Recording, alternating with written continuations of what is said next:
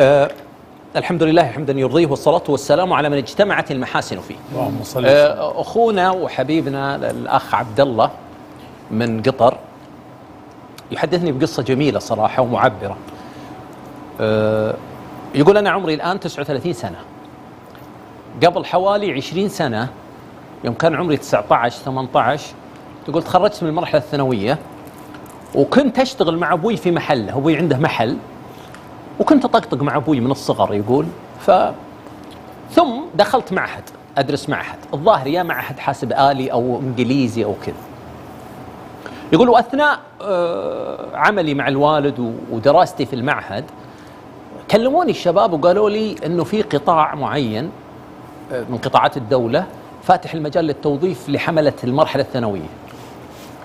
يقول استخرت واستشرت الوالد، فقال الوالد اللي تشوفه يا ولدي وكلها خير سواء كملت دراستك أو عملت، لأن القطاع هذا اللي فاتح المجال جيد.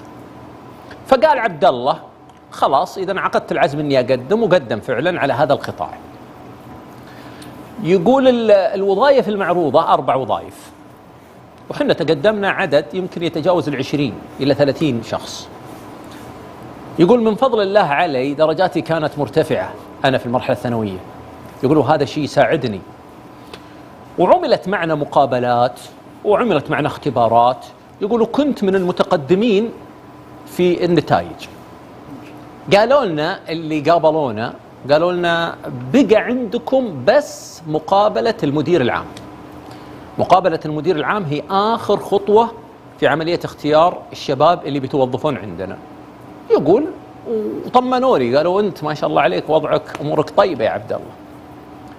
وفعلا يقول جينا نقابل المدير العام ووزعونا على يعني دفعات، الظاهر كل يوم 10 يقابلهم. وتعرفون في المقابلات الشخصية الشخص ينتظر اللي طالع عشان يسأله وش دار. فعبد الله سألهم وعطوه، قالوا انه يحاور ويسأل بكذا وكذا وكذا، فجهز نفسه. يقول يوم دخلت عليه أول ما دخلت عليه رفع راسه وناظرني، يقول تغير وجهه مثل اللي امتعض كذا. يقول سلمت عليه رد عليه السلام عليكم السلام ورحمة الله وبركاته تفضل. يقول جلست كيف حالك؟ قلت الحمد لله. يقول ملفي قدامه فيه شهاداتي وفيه أوراقي وفيه نتائج مقابلاتي مع الموظفين اللي قبل، فكلها ترفع الراس. يقول رفع راسه وقال لي شو اسمك؟ قلت أنا اسمي فلان ابن فلان الفلاني. قالوا نعم. قلت ما عليك زود. قال خلاص انتهت المقابلة. يقول قلت له انتهت المقابلة؟ قال لي قال ما سألتني شيء ولا قلت لي شيء. قال تبي تعلمني بعملي أنت؟ هذا شغلي، خلاص أنت غير مناسب. لا إله إلا الله. يقول قلت له طال عمرك ليش يعني ما حاورتني، ما شفتش عندي نتائجي عندك؟ قال نتائجك عندي وأنا حاورتك وناقشتك وأنت ما تنفع لنا ولا أنت اللي تعلمني شغلي. لا حول ولا قوة. يقول قلت سم جزاك الله خير. سم جزاك الله خير. يقولوا طلعت. يقول رحت قعدت لي 2-3 وغلبني شيء في نفسي. يقول متضايق أنا لأني ماني بعارف وش السبب. يقول رجعت وجيت عند الموظفين نفسهم اللي قابلوني. يقول قلت سلمت عليهم. يقول فرحوا بي يوم شافوني، قالوا الله يحييك يا عبد الله ما شاء الله وش صار عليكم؟ قال والله المدير قال لي انك غير مقبول. قال غريبة، الحين اللي قبلوا 3 باقي مقعد. انت يمكنه ما كان رايق ذاك اليوم، انتظره تراه بيطلع بعد شوي وقابله وذكره، يمكنه كان ما هو مروق يمكن. يقول قلت ان شاء الله. يقولوا فعلا رحت انتظره. يقول وادعي يا رب تسهلها، يا رب ان كان فيها خير لي انك تسهلها لي. يقول طلع جيته السلام عليكم مساك الله بالخير مساك الله بالنور. أنا جيت قبل كم يوم وقابلتني وأنا من المتفوقين ودرجاتي عالية ومقابلاتي ممتازة وأنت قلت لي إنك ما تنفع عندنا. قال يا أخوي أنت دبلت كبدي تراك. لا إله إلا الله. خلاص ما نبيك عندنا. يقول طيب وش السبب؟ علمني في سبب معين. أنت ما قابلتني ولا أخذت مني شيء. قال ما في سبب كذا مزاجي ما نبيك. يقول جاني شعور بالألم إحباط ما يعلم فيه إلا الله. يقول لاني ماني بداري شو اسوي. يقول لو اني مثلا انا في المقابله قلت اشياء معينه، قلت يمكن بسبب المقابله، يقول مشيت وانا امشي قلت حسبي الله ونعم الوكيل، اشوف فيك يوم.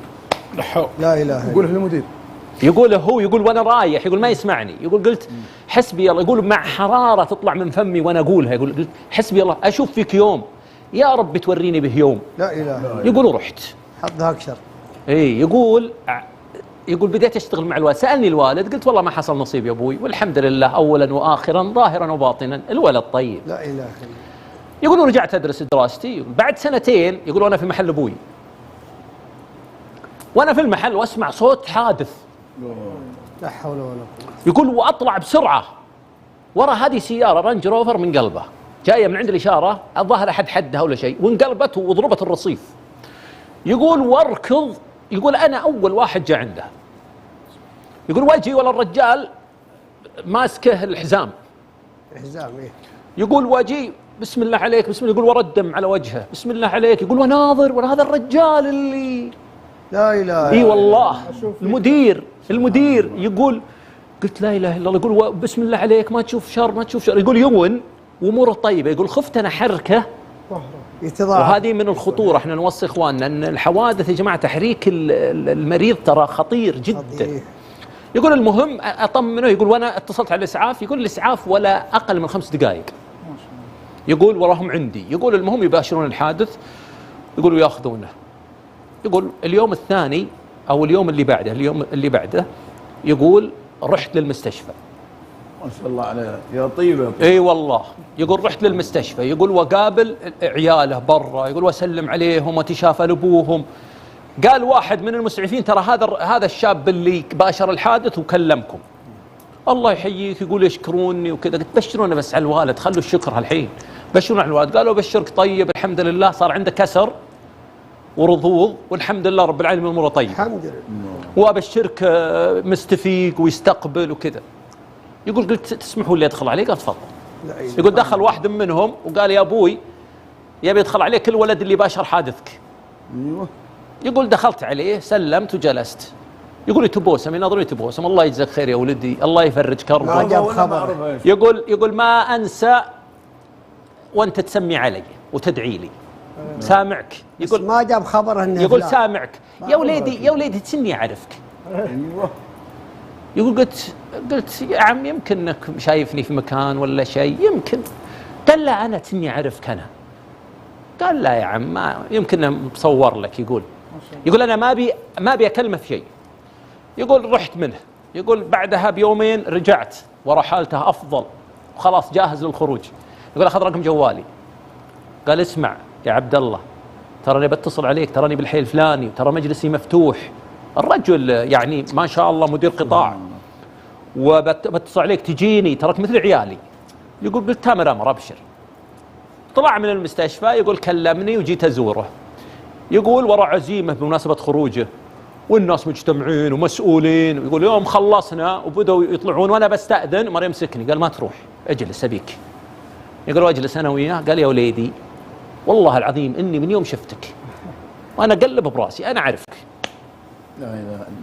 قال يا عم بما انك يعني تبيني اقول لك، الحيت انا يا عم قبل سنتين قدمت على القطاع عندكم وجيتك، كنت بتوظف عندكم وكانت درجاتي مرتفعه وكانت تقييماتي مرتفعه كل شيء، وجيتك واستقبلتني استقبال ضيق صدري. يقول عرف مال ينزل راسه، يقول والله ان دموعه على خده. لا اله الا الله. يقول قلت يا عم وترى بالشرك رزقني الله واموري طيبه ووضعي زين والله يحلك ويبيحك، ترى ما في خاطري شيء. دعوا عليك. يقول قال يا وليدي انت من اليوم مثل عيالي. يقول صارت علاقتي فيه فوق الممتاز. لا اله الا الله. يقول طلعت من عنده وانا طالع من عنده اتذكر دعوتي. لا اله الا الله. بالضبط اشوف فيك يوم. بالضبط يعني شافه عيانا بيانا. ولذلك حنا نذكر اخواننا في كل القطاعات وعلى كل الاصعده، الظلم ظلمات يوم القيامه. الله اكبر. يا جماعه الخير اتقوا دعوه المظلوم، ليس بينها وبين الله حجاب. انتبه من الشخص اللي يستقوي عليك بالله أسأل الله سبحانه وتعالى يوفقنا وإياكم. جزاك الله خير. الله يجزاك اللهم خير آمين. وبارك الله فيك. فاصل